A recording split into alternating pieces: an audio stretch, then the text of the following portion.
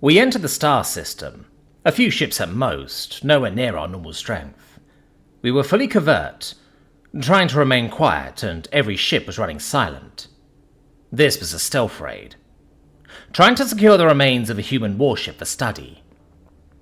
The species had been in the galactic consciousness for only a few years now, at least in their timescale, and had confounded the galaxy. We wanted to know why. We scanned the system, and instantly we noticed our intel was wrong.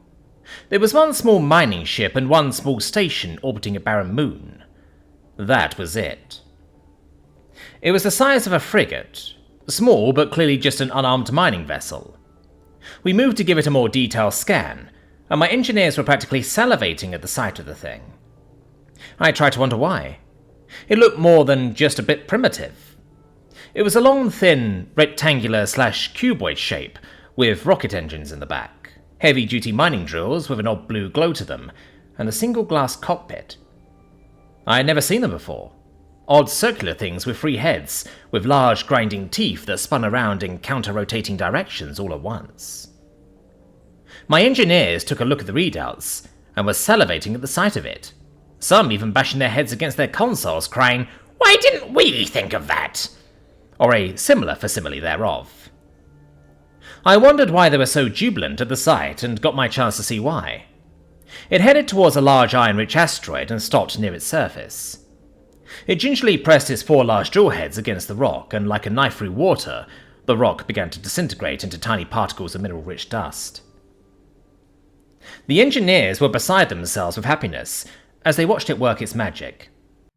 The drills themselves having large tubes in the middle, just behind the drills, pumping the rock dust through pipes into 2 large cargo containers placed in the rear, just in front of the engines. He chewed through the massive rock and disappeared inside it like a worm in a fruit. We sat in silence, running what few scans we could on it. It was swirling around inside the asteroid, digging it out and hollowing it out. Then it popped out of the rock on the other side, slower, heavier. Again, the engineers nearly wet themselves as they scanned away. Finally, I had enough of all the cooing and asked why. The engineers told me that due to low gravity from our homeworld, it was easier to just use lasers, or in case of our primitive ancestors, stone saws and cutting blocks, to just cut out a small block of solid material from a surface or a mineral deposit, then carry the whole thing to a refinery or smelter. These humans, coming from a high-gravity world, didn't have that luxury, and so had to crush or destroy rocks, transporting them elsewhere for processing. Only this was a lot more impressive, a lot more advanced. They were taking riskier scares, but were able to tell me that the ship had its own sorting and refining system, at least to an extent, built into its hull. The pipes and sensors were making sure that, because it was fine particulate dust, a hidden filtration mechanism sorted for it all, and one cargo container contained ejected waste dust from the rock, and the other had only pure iron-rich dust. Now I understood why this thing was making my engineers salivate like they were staring at a prime rib platter. It turned to face the asteroid and released some kind of small device that slipped into the hole it just made. A gravity bomb of some kind, as we quickly discovered, as the asteroid shattered into pieces and then shrank into a hard ball 1/10 its previous size. The ship moved forward, and its drills reduced what little remained of the rock into its cargo bays. The engineers resumed salivating as they scanned it. It returned to the station, and a powerful pump mechanism of some kind filled the cargo containers full of water of some kind. An odd mechanism inside, like a clothes machine or other such mechanism, washed the ore of impurities and deposited it all into storage. The material, now easier to move thanks to the mixed liquid, pumped into parts of the station through pipes and conveyors, and then into refineries or small contained smelters. Here it was slowly but precisely processed into metal ingots. The ingots themselves were compressed by further mechanisms, refined into steel or simply sent out to be placed on pallets for shipping or use. Finally, as the drilling machine returned to the next asteroid, something happened to the station. A mechanism, like a gigantic claw, appeared out of one side, deploying like arms of a dry dock. 1,000 strange flexible mechanical appendages appeared out of the station's larger hangar, and piece by piece, component by component, an entire ship, a cruiser-class ship, materialized in front of us, component by component, from back to front. We all sat amazed as this ship, twice the size of the mining vessel, suddenly appeared in front of us. It was like a hypnotic dream watching this unfold. Thousands of odd appendages, each one having a different end, working in perfect concerted union to grab a component, then hold it down while another appendage used its different tool to screw in a bolt or weld a plate. The process continued as, piece by precious piece, each part was put in place, from the tip of its engine's nozzles to the front end of its glass bridge. It looked fancy too. Curved edges, circular patterns, and rounded edges. Then, once it appeared as though it were complete, a completely different set of mechanical arms deployed, with the two large ones grabbing the ship to hold it in place. In a mesmerizing pattern of rainbow, a shiny coating of red, white, and pink paint was carefully put on the hull. Engineers scanning it could see an army of small drones and machines, moving parts and furniture around the interior, bolting them down. Then, something entirely unexpected. Once the ship was painted and fueled, the construction appendages were deployed again.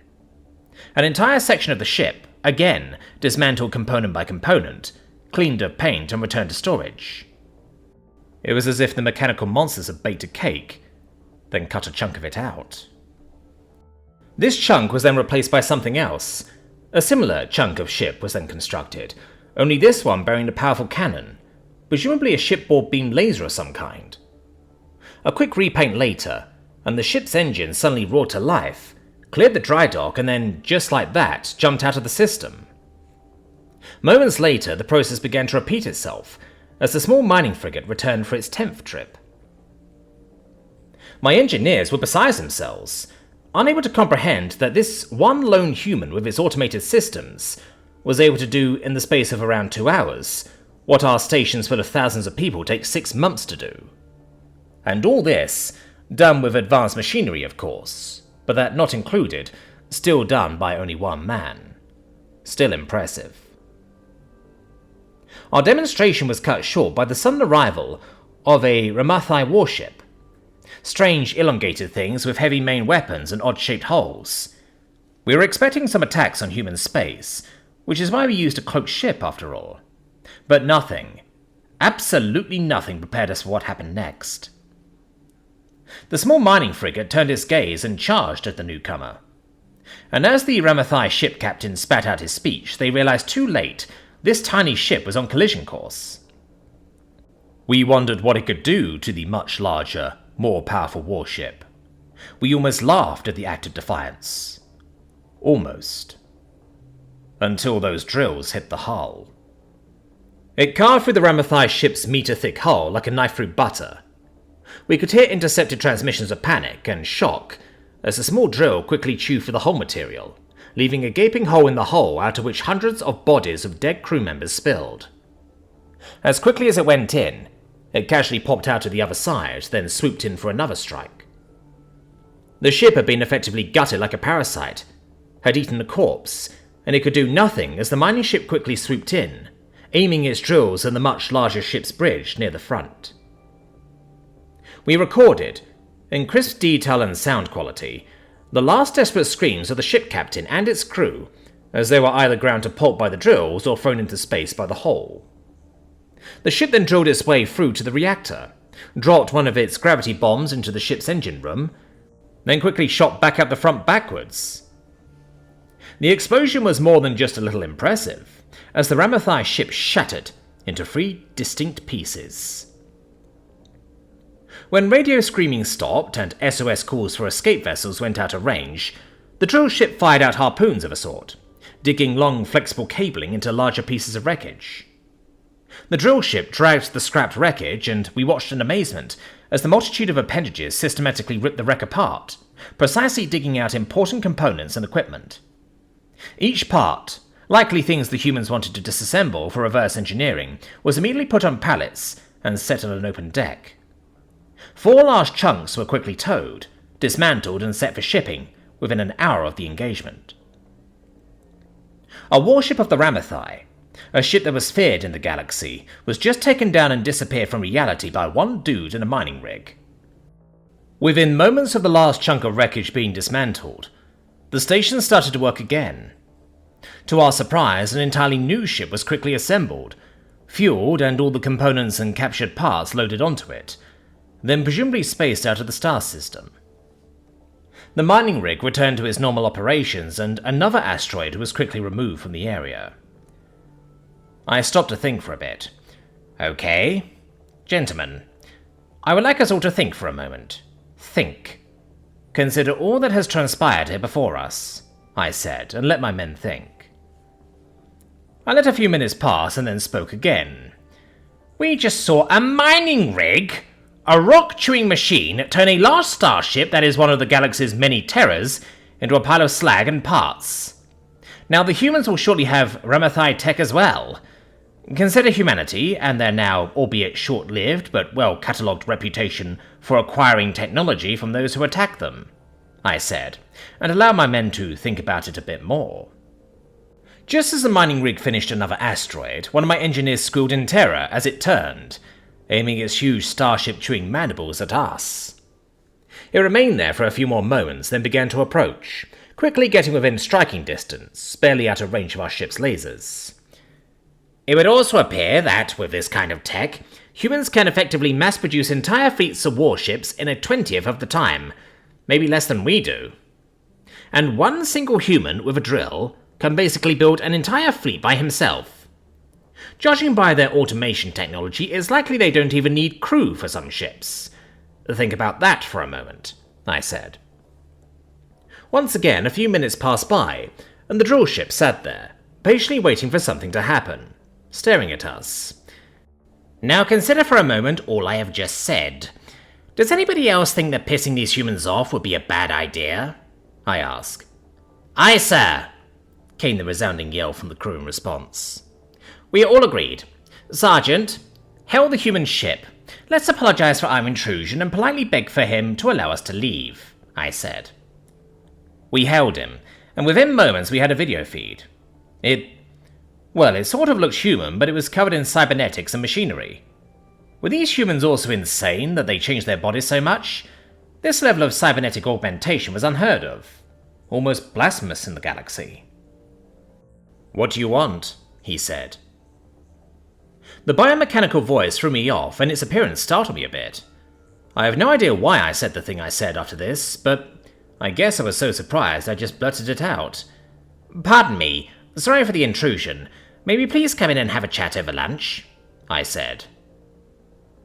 The crew all looked at me, and I suddenly realized what I said. I slapped my own face in embarrassment. What I meant to say was, yeah, sure, come on through. Just make sure you don't get caught by the wee beasties. They don't care what they find. If it ain't registered, it gets torn apart. See you in a few, he said and disappeared. The mining rig turned around and docked itself onto the station, waiting for us. Wait, what? Pilot, go, I suppose, I said, still unable to comprehend what the hell just happened. That's it, just to the right side. Left side equals deaf, right side equals not deaf. The maglocks will secure you to the dock, he said through the radio. Might I ask why you allowed this? This is most unusual, I said, shuddering for the impact of the ship docking to the station. Well, you did ask politely. One of very few that did. Normally it's just power-hungry blowhards. It's so refreshing to finally see some actual civilized people in the galaxy, as opposed to the bloviating barbarians we usually find. Always happy to see something with actual intelligence instead of just another big wang to swing around. Anyway, you're in luck. It's Meatloaf Monday. You're in for a right treat. Come on in. Let's hope you breathe oxygen, he replied. I sat there for a few minutes and wondered what to do. Eventually I just gave up and yelled, "Lunchtime!" to the crew, and headed to meet with the human.